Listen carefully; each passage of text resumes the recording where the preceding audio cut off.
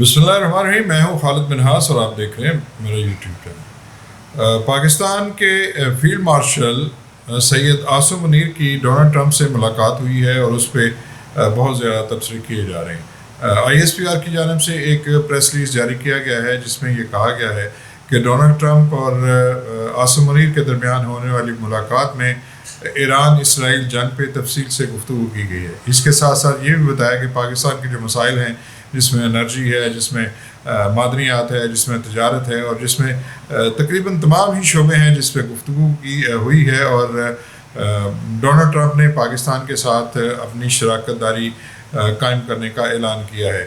یہ ملاقات جو ہے ایک ایسے وقت میں ہوئی ہے جب ایران اور اسرائیل کے درمیان تنازع جو ہے وہ کہہ سکتے ہیں کہ آخری مرحلے میں داخل ہو رہا ہے، اور یہ خیال کیا جا رہا ہے کہ امریکہ اس جنگ میں کود رہا ہے اور اسی جنگ میں مدد کے لیے اس نے جناب سید عاصم منیر کو بلایا تھا، انہیں زہرانہ دیا تھا.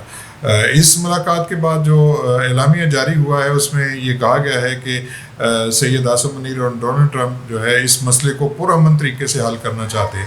تو اگر یہ چیزیں پرامن طریقے سے حل ہو جاتی ہیں تو یہ سید عاصم منیر کی ایک بہت بڑی کامیابی ہوگی کہ انہوں نے ایران اور اسرائیل کے درمیان جو جاری تنازع ہے اس کو ختم کرانے میں اپنا بھرپور کردار ادا کیا ہے. لیکن اگر امریکہ اس جنگ میں کود جاتا ہے اور اس ملاقات کے بعد پھر جناب سید عاصم منیر صاحب کے لیے خاصی مشکلات پیدا ہو جائیں گی پاکستان کے اندر بھی، اور جو یورپی ممالک نہیں، جو عرب ممالک ہیں وہ بھی اس ملاقات کو ایک ایسی نگاہ سے دیکھیں گے جس میں شاید ایران پہ حملے کے لیے جو ہے وہ مدد مانگی گئی ہے. بتایا یہ جا رہا ہے کہ ڈونلڈ ٹرمپ نے پاکستانی فوج کے سربراہ سے ایران کے حوالے سے ان پٹ مانگا تھا، اور سید عاصم منیر نے ایران کے حوالے سے جو معلومات ان کے پاس تھیں ان سے ڈونلڈ ٹرمپ کو آگاہ کیا تھا، اور یہ بھی کہا تھا کہ یہ جنگ جو ہے وہ اتنی آسان نہیں ہوگی. جس کے بعد ڈونلڈ ٹرمپ نے کہا کہ پاکستان کے پاس سب سے زیادہ معلومات ہیں ایران کے حوالے سے. تو یہ ایک الگ سی چیز ہے. لیکن اگر ایران پر امریکہ حملہ کرنے کا فیصلہ کرتا ہے تو کیا پاکستان اس میں امریکہ کی مدد کرے گا؟ یہ ایک اہم سوال ہے جس پہ بہت سی باتیں کی جا رہی ہیں. لیکن اس سے بھی بڑی باتیں یہ ہو رہی ہیں، آج حسین حقانی صاحب نے کہا ہے کہ اصولی طور پہ یہ تمام باتیں وزیر اعظم سے ہونی چاہیے تھیں کیونکہ وہ حکومت کے سربراہ ہیں. لیکن اس کے ساتھ ساتھ انہوں نے یہ بھی کہا کہ پاکستان جیسے ملک میں جہاں طاقت کا محور فوج ہوتی ہے تو ظاہر ہے ہر ملک اسی سے بات کرنا چاہتا ہے جس کے پاس طاقت ہو. تو اس پہ بہت سے سوالات بھی اٹھ رہے ہیں کہ کیسے موقع پہ جب سید عاصم منیر صاحب وہاں پہ موجود تھے کیا جو ہماری سول گورنمنٹ ہے اس کو ان تمام چیزوں کا علم تھا، اور یہ بھی کہ کیا جو حکومت ہے اسے ان تمام مسئلے پہ اعتماد میں لیا گیا تھا، یا حکومت کے اشیر بعد سے یہ دورہ کیا گیا ہے اور یہ زہرانہ ہوا ہے.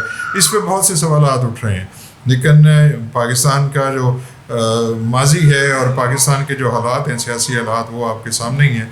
اس میں یہ کہا جا سکتا ہے کہ ایک بڑی سفارتی کامیابی ہے، اور خاص طور پہ انڈیا کے حوالے سے جو انڈیا گمراہ کن پروپیگنڈا کر رہا تھا، کل بھی اس نے کیا تھا، اور یہ کہا تھا کہ وہ یہ جنگ جو ہے وہ ڈونلڈ ٹرمپ صاحب نے نہیں رکھوائی. لیکن ڈونلڈ ٹرمپ نے کل پھر کہا ہے کہ یہ جنگ پاکستان اور بھارت کے درمیان ہونے والی جنگ انہوں نے اس میں کردار ادا کیا، اور پاکستان کی طرف سے سید عاصم منیر نے اور انڈیا کی جانب سے نریندر مودی نے اس جنگ کو رکھوانے کے لیے اپنا بھرپور کردار ادا کیا ہے. اور ڈونلڈ ٹرمپ نے کہا کہ یہ ان کے لیے اعزاز کی بات ہے کہ وہ آج عاصم منیر صاحب سے مل رہے ہیں. تو بہت انہونیاں ہو رہی ہیں پاکستان کے حوالے سے. جس طرح امریکہ کو پیار آ رہا ہے اس سے بہت سے جو حلقے ہیں وہ تشویش کا شکار بھی ہو رہے ہیں. اور ابھی ٹی وی 9 ہے آسٹریلیا کا نیوز چینل، اس نے خبر دی ہے کہ ڈونلڈ ٹرمپ نے نجی طور پہ اس بات کی منظوری دے دی ہے کہ امریکہ اس جنگ میں شامل ہوگا اور وہ ایران پر حملہ کرنے کے لیے تیار ہے.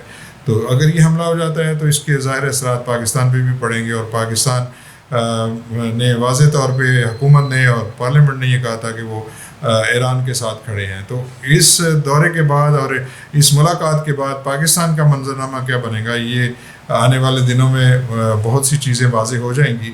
لیکن اگر ایران پہ امریکہ براہ راست اٹیک کرتا ہے اور وہاں پہ حکومت جو ہے اس کو تبدیل کرنے کی ایک کوشش کی جاتی ہے تو اس کے بعد پھر پاکستان کے لیے کیا حالات بنیں گے، اس پہ بھی ہمیں بہت کچھ سوچنا سمجھنا چاہیے اور اسی کے تحت ہمیں آگے بڑھنے کی ضرورت ہے.